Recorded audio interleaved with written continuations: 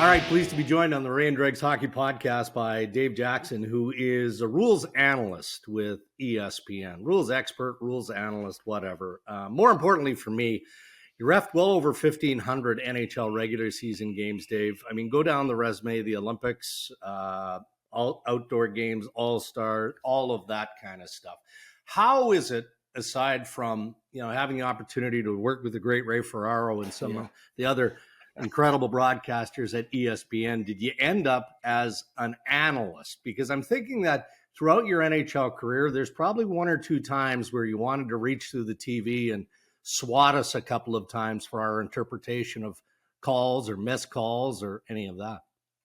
It's funny you say that because, first off, I like being called a rules analyst because when you call me a rules expert, you're putting too much pressure on me. Way too much. The only rules expert I've ever known was Ray when he played. Thank you. And right all the time or seldom? Yeah. He was never wrong if you just ask him. But no, I like to be called a rules analyst. And I pointed out to somebody on Twitter the other day who said, how come you never dump on the referees? And I said, because I get paid to be a rules analyst. I'm not a referee analyst. I explain the rule. I try and educate the viewer. I try and tell them, this is the rule. This is how it's applied. This is the interpretation. This is what Toronto, the situation room, or this is what the guys after major penalty, this is what they're looking at. And then I can let Ray and I let the other guys dissect that, and the viewer at home can say whether they made the right call or wrong call. But there's so much negativity out there surrounding officiating, surrounding the game. I don't need to pile on. So, if I seem like I'm supporting a bad call, I'm just explaining the rule, and that's how it goes. But you're right. For 2 years, I sat on my couch, especially during COVID, and I'd be losing my mind, and my wife goes, it's too bad you can't get on TV and explain the rule. And I said, I'd be really good at that. Yeah. And then I didn't realize when they put me on TV, I got Ray and I got the producer telling me, okay, wrap it up. You got about 10 seconds to explain this. I'm going I'm just making it more confusing than it was to begin with. So that's been a real, steep learning curve for me, is how to try and condense 2 minutes of explanation in about 15 seconds. When you're watching stuff, Jackson, and so obviously we all think the officials should start it perfect and get better from there. Yeah, exactly. And of course it's just not possible. I saw this great line about that holding call in the Super Bowl right near the end of the game. Yep. And they said there's a way to officiate the rule book and officiate the game, and they're two different things. Can you explain that a little bit? Sure. I always explain when I'm talking to young kids at referee school, I say there's only two things you can control. That's your fitness and that's your knowledge of the rules. The rest, you're at the mercy of what happens. I go, but just because you know the rule book inside out doesn't make you a referee. It makes you very knowledgeable, but not a referee. You have to learn how to massage the rules, how to interpret them. There's so much nuance that goes on. And people on Twitter beat me up. They go, the refs just call whatever they want. Why don't they just call the rule as written? Just call it as written. Mm-hmm. And my response to them is, yeah, you're the first guy driving down your street at 51 miles an hour in a 50 zone and get pulled over for speeding. Yeah. And you're 1 mile an hour over the speed limit, and you say to the cop, use some judgment here. Well, right. You can't have it both ways, right? So knowing the rules is one thing, but hockey, like somebody asked me yesterday on offside plays, the linesman, if it's really close, do they just let it roll because they know the video can fix it? I said, no, they don't. They go with their gut because you don't want to be the guy that's always being overruled. There's a goal scored, and every time it's called back, and it's that linesman. You don't want to be that guy. In football, they might let it roll because you know what the downside to letting it roll is? The play's going to go 2 more seconds, 3 more seconds. In hockey, you could pen that team in their zone for 2.5 minutes, finally score, and then you're going back and resetting the clock. So, guys go with their gut. And hockey, like I just said, it's a continuous motion type of game. So a hook or a trip or a push or a hold 80 feet from the puck where the guy's never getting into the play, as long as that's ignored consistently, then I think that's a mark of a good referee. Because we don't want it black and white. We don't want 100 penalties a game. No. How many players do you think understand the rules to a level that they could argue with you? And I told Dregs this story, right? I mean, when you were officiating, not now. Yeah. I told Dregs this story when they switched from the offside that you couldn't reload on, as opposed to tagging up. It was in the preseason, and a play happened, and our bench was all over the linesman. And he turned around, he's like, guys, they changed the rule in the summer. And we were like, oh, we didn't know that. Like, how often would something like that happen? And you go, yeah, hey, buddy, you just don't have the rule right. Well, I've seen guys lose their mind on an icing, like the goalie be pulled. So the team will fire for the open net, and the puck either hits the goalpost and crosses the line, or it just goes through the crease, and the linesman still calls icing, and teams are losing their mind going, that went through the crease. Yeah, but that's been 15 years since we had that rule. but guys like yourself, right? You grow up with a rule. Yeah. You play, and then you don't pay attention when these memos come through. It's crazy, and you get all kinds of things like that. Puck out of play. I mean, to try and increase scoring, anything out of play now stays inside. Doesn't matter who shoots it, unless it's high sticked or batted with the hand out of play, stays inside. Guys lose their minds. They have face-offs should be outside. Well, no, 5 years ago maybe, but not now.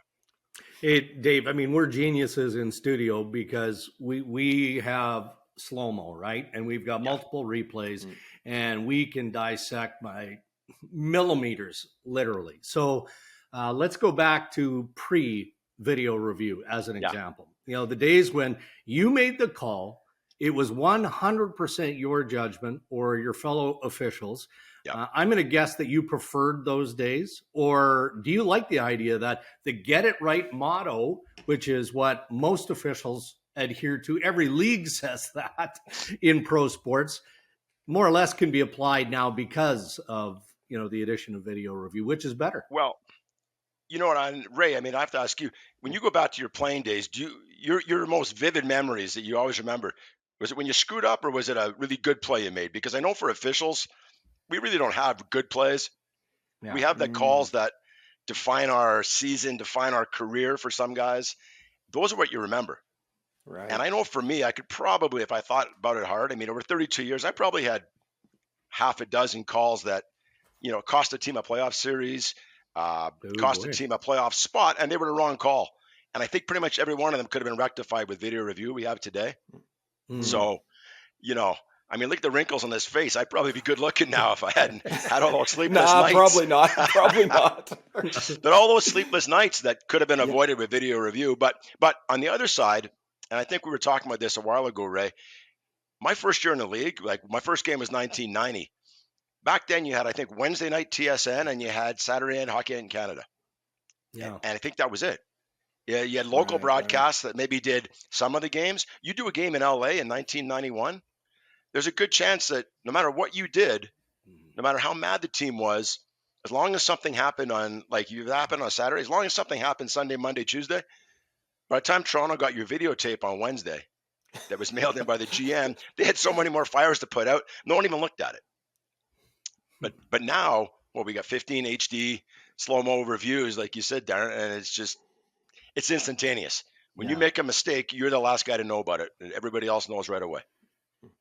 You mentioned Los Angeles. You told me a great story about a call with Wayne Gretzky. Yeah. Which, now Gretz never had too many problems with the officials, mainly because the officials and Wayne would be at a respect level that was kind of a little bit different.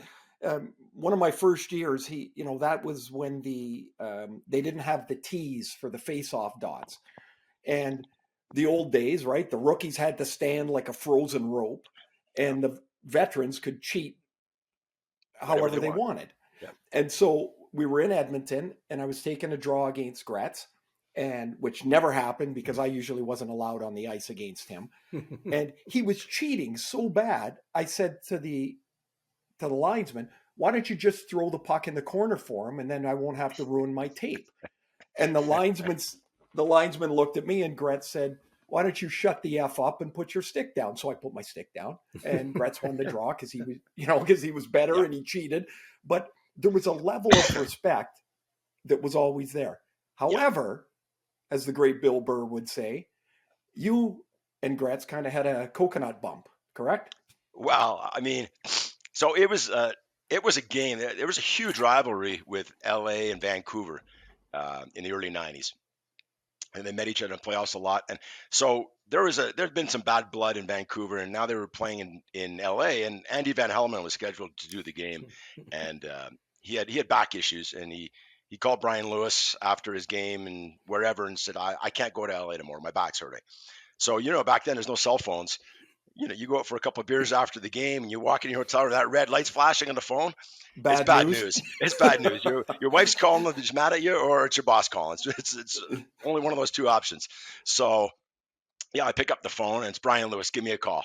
And I thought my game went pretty good that night in Edmonton, and I'm like, I don't know what he could be upset about. And I call him about 2 a.m. his time, and he's like, I already booked your flight. You're flying to LA. You're doing the Kings tomorrow night. I'd never done the Kings. It was my first year in the league. I'd never met Wayne Gretzky, grown up idolizing him like all Canadian kids did, right? So I'm out there on the ice, LA Forum, and game's hard hitting. I should probably never have been in this game as a rookie referee, and there's a massive hit. I believe Jeff Courtnall gets hit, and he's out. He's crawling to the bench on all fours, and I believe it might have been Gino Ojic. He's raving like, "Come on, get close to the bench because I'm going to take care of this." And he followed the player. I wish I could remember who the player was who made the hit for LA, but he followed him up the ice 1 time, 2 times, 3 times. Never jumped him, never hit him, never did anything. Finally, the player had enough. They dropped and they fought. Good fight. And I give 5 each for fighting. And Trevor Linden and Wayne are at the face-off dot. Never spoken to either man in my life. And I turn to them and I say, listen, we got 5 each for fighting. And Wayne says, well, that's an instigator. He chased him. He left the bench. He chased him. He should be out of the game. And I said, no, it's 5 each for fighting. And Wayne didn't like it. And Wayne said a few things that I think back on it, he's testing me. How far can I go with this kid? Sure. And I let him say what he had to say, and he turned and skated away. And I say, well, that didn't go great, but, whatever. And I looked at Trevor Linden and said, you got anything, Trev? And he looks at me, he just goes, almost like my dad. And he goes, if you're going to take that kind of abuse, you won't be in this league next year. And he turns and skates away. And I'm like, oh my God. So I slink back in the corner now, and I just want to crawl under the covers and go to sleep. Because he's right. He's right. I probably shouldn't have taken that amount of abuse. And so, if I can interrupt, you're by yourself, right? These are long before the 2 official days. Absolutely. There's no one, not like veteran rookie out there together, and the veteran, you don't have Coho or Bill McCurry standing up for you. I mean, you're out there by yourself. And so now I'm in the corner, and I'm looking at the linesman, one of your favorites, Scott Driscoll. And hey, Cubby or Tubby. You can tell that if you want, but he's in front of the bench and he's not dropping the puck. And I'm just like, a moving puck's the referee's best friend. And I'm saying, just get the puck down. Come on, Cubby, get the puck down. And now he's turned around and he's arguing with someone on the Kings bench. And I'm saying to myself, geez, I wish I could do that whole situation over. I would have handled it differently. So I skate over to the bench, and lo and behold, he's arguing with Wayne Gretzky about something else. Probably about me. He's probably telling Cubby how bad I am. And he sees me coming, and he says, no one asked for you. Get the hell out of here, he says. Maybe not that nice. And I almost blew my shoulder. I was like, boom. Before I knew it, I was like, what did I just do? You gave him an unsportsmanlike. Gave him an unsportsmanlike. And the sinking feeling in my stomach, I was saying to myself, this might be my first game in LA. It might be 2-1. It might be my first and last ever in LA, because the water bottles started coming from the rafters. I mean, they had to stop the game to clean the ice off. That's how bad it was. And as I'm skating to the bench, now I'm going, I was almost stopped, because I was thinking in my head, I was trying to go, what do I do if he doesn't follow me? This is Wayne Gretzky. I mean, the best player in the game. What if he doesn't follow me? What if he makes me throw him out of the game? I'm done. These are the thoughts that are just sabotaging my brain here. And I'm going slow. And I can see his reflection in the mirror, in the glass. He's following me. He gets in the box, sits down. He doesn't say a word. He sits down, and I slink over into the corner, and the water bottles are just raining down. And I'll never forget it. And I told him this last week. Kelly Rudy comes skating over to the corner. Never spoke to Kelly in my life, and he took the time to find out my name. I don't know how he did. He goes, Dave, if you think this is bad, I promise you it's going to get worse. But you're going to get through it. You're going to have worse nights than this. We all have them. You're going to get through it. That's the mark of a good referee. Slapped me on the butt with his stick, went back to the crease, and that stuck with me my entire career. it's going to get worse. And you know what? It's also going to get better. Mm-hmm. Gretz came out of the box, scored the winning goal, and they won an SB for the goal. It was a puck went up in the air. He hit it in the net like a baseball bat. Oh, that was the game? That was the game. And you know what? The rest of our career, he treated me with respect. He, I can't say enough good things about Wayne Gretzky. He's the face of the game, greatest player ever, arguably. And, sure, there were times he didn't like the calls I made, but I think he was testing me. Just testing me, and I let him get away with it once and not twice. But I tell you what, it was gut wrenching at the time. Now, okay, so that we stumbled across a story, Jax. I don't know if it was a week ago or 2 weeks ago. That was when you were now officiating. I was retired, but there were two officials in the game now. Yeah. And so it was. Dregs, you must have seen this. It was on Twitter. It was that brawl in Edmonton with Atlanta. And somehow a player named Mike Bishai from the Oilers was in the Atlanta bench. And he was fighting an Atlanta player on the ice from inside the Atlanta bench. It was wild. Anyway, the game was crazy. And somehow, in the video, I see Dave's big number 8 at the bench. He was talking at the penalty bench. So I sent him a note. I'm like, hey, did you do this game? I was broadcasting it. Jax, you want to pick this up? Because I think this is, of the things we don't ever hear as fans or media, this is one of the best. And it was the great Mick Magoo, one of the great characters in the game, was your partner. Yeah, Mick, one of the greatest characters in the game. And every story Mick told was more entertaining than the last time he told it. But there were some Mick had a gift of gab and a gift of telling stories, but on the ice, Mick was no nonsense. He was no nonsense, and he would just tell players what first thing that came to mind, and the players loved him for it. And he was just bigger than life. God rest his soul. I lost him way too soon. But I believe the Atlanta goalie, starting goalie, got hurt. So now they were down to one goalie. This is before we had the e-bug. There was no emergency backup in the building. So during that altercation, what was there left in the game, right? 6 minutes or so? Yeah, it was close right down. It was the last half quarter. Of the, last quarter half of the third period, and Atlanta was getting thumped. Like they were down 5 or 6 goals. And the goaltender that's in nets ends up fighting, and it was a second fight in the same stoppage, second or third fight, whatever. And so we tossed the goalie. So now Atlanta doesn't have a goaltender. So we work everything out, and we go over to the bench. Bob Hartley's coaching, and I'm explaining to Bob. I'm like, Bob, you got a couple of choices here. You can play 6 attackers. You can pick anyone in your lineup to go put goalie equipment on and go get him dressed. Or if you have a third goaltender with you, you're on the road, but we'll let you get the goaltender dressed. So Mick comes in and joins the conversation, and Bob's all mad. He's complaining about the fights. He's complaining about the whole game. We're the reason that he's lost. He's losing by 5 goals. And he goes, so you're telling me I can dress one of these guys, and you're going to give me time to dress him? And it's going to take 25 minutes to dress this guy. And Mick goes, yeah, we're going to do that. He goes, well, you know what I'm doing? I'm going to dress a goalie, and I'm going to just stand here, and I'm going to let the teams yell at you and everything. And Mick looks at him, and Mick goes, you do whatever you want, Bob. Me and Jackson go sit in the penalty box over there, and we're going to let the fans on TV and the fans in the building laugh at you guys because you're down 5 goals. And we skated away. So we get halfway across the ice, and he waves, he thinks about it. He goes, we're going to play with 6 attackers. I just love that the heat gets so high, you don't even think, right? Like, so Hartley's yelling at you. Yep. And he's like, that's it. I'm taking a half an hour. And you're like, yeah, go ahead. And then he thinks about it for 30 seconds and goes, we just want to get the hell out of here. Yeah, I think a couple of his players might have turned around after that and said, really, Bob? Let's get this going. And so we did. And to their credit, or maybe Edmonton's credit as well, I don't think they got a goal scorer on them. They played 6 minutes, and they shut Edmonton. I think by that time everybody was so tired from fighting, they just like, let's get the hell out of here. And I think everybody at Edmonton had a point by that point. So that's a good one. Yeah. Hey, Jax, one last one for me here. You watched the games today. 2 officials.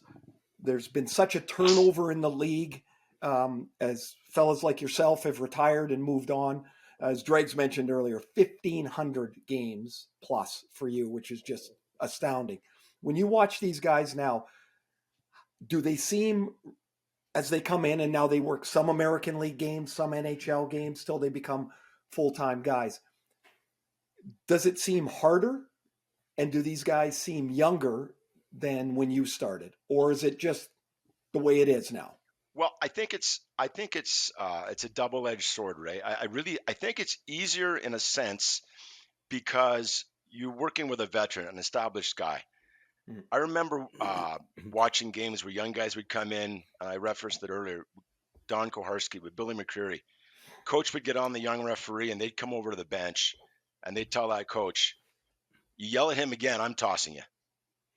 Right. And they, so the rookies gain acceptance a little bit quicker, I think, because they're working with the veterans. But on the other hand, a lot of these guys don't have the experience that I had coming up one-man system. Because now even major junior hockey, American League, all that, that's all two-man. So a lot of these guys are ex-players, great athletes, great knowledge of the game, and we can teach them the referee. I mean, if you've got all those tools, we can teach you the referee. But the only thing you can't teach the guy is experience. And we had to figure things out on our own. We didn't have a guy to support us. So I think they're slightly disadvantaged in that, but they're such good athletes and know the game so well that I think they get up to speed quicker than we would have back in the day. So all things being equal, it might be a tad tougher for them stepping into the NHL, but I think they catch up pretty quick. All right, Dave, we'll leave it there, man. Look, I mean, your role is a significant one at ESPN because you're informative and you educate. And most importantly, you carry that into social media, which is a cesspool for many of us, as you know, but it is important. And I had no idea. We didn't have social media when we were on the ice. And all I can say is thank God, because it is soul crushing. And if I had to go on the ice after reading what people were saying about me, I don't know if I couldn't do the job. Yeah, well, it's you do an amazing job at it. We're lucky to have you at ESPN, Jax. I think the people really enjoy the fact that we have someone like yourself. Agreed. From the officials' point of view, I'll debate you on the air. And man, I've told so many people how much I've learned about the way an official looks at a play, thinks about a play, and has to react like that, as opposed to what we all thought as players, like, what are you guys doing? Because we never had the depth of conversation that we get to have now. So I think you do a great job. We're lucky to have you. And thanks for coming on today. This is awesome. I appreciate you guys having me. Thanks, guys. I really enjoyed it.